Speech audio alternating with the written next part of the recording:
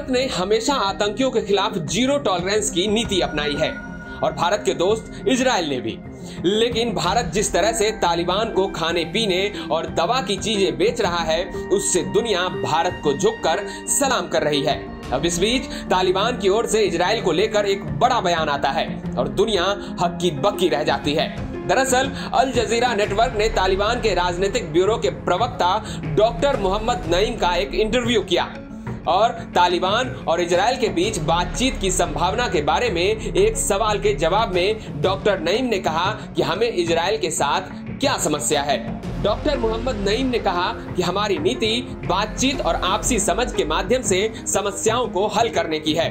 सभी के साथ जिसे कोई समस्या है और उसे हल करना चाहता है, हम पूरी तरह से तैयार हैं। हमें इजराइल से क्या समस्या है? अगली बार कोई पूछेगा कि क्या हम मंगल के साथ बातचीत करने के इच्छुक हैं? यदि आपको किसी के साथ कोई समस्या है तो आप इसे हल कर सकते हैं। हम उन समस्याओं को हल करना चाहते हैं जो हमारे साथ हैं। मैंने भी यह कहा था, लेकिन हम उन लोगों के बारे में बात कर रहे हैं जिन्हें हमसे समस्या है। अगर किसी देश या व्यक्ति को हमसे कोई समस्या नहीं है तो क्या आप यह भी पूछ सकते हैं कि क्या हम लोगों के साथ समस्याओं को हल करने के लिए तैयार हैं या नहीं? कोई लेना देना नहीं है। मुझे लगता है कि यह पूछना अनुचित है। तालिबान को अफगानिस्तान की सत्ता में लाने में पाकिस्तान की अहम भूमिका है।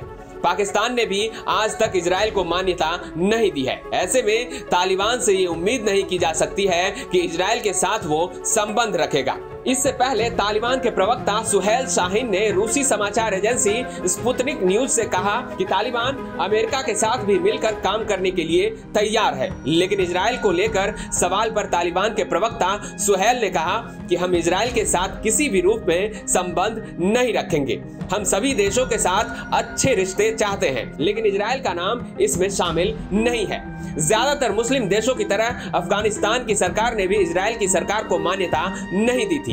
हालांकि पिछले साल यूएई, बहरीन और मोरक्को ने इजराइल के साथ रिश्ते कायम किए थे जब 1996 से 2001 के दौरान अफगानिस्तान में तालिबान की सरकार थी, तो सिर्फ सऊदी अरब, यूएई और पाकिस्तान ने उसे मान्यता दी थी। खैर, अब देखना यह है कि तालिबान के इस बयान के बाद पाकिस्तान क्या रिएक्शन देगा। और रही बात इजराइल की, तो वो भारत का पक्का दोस्त है और वो हर फैसला सोच समझ कर लेता है। ब्यूरो रिपोर्ट, भारत तक।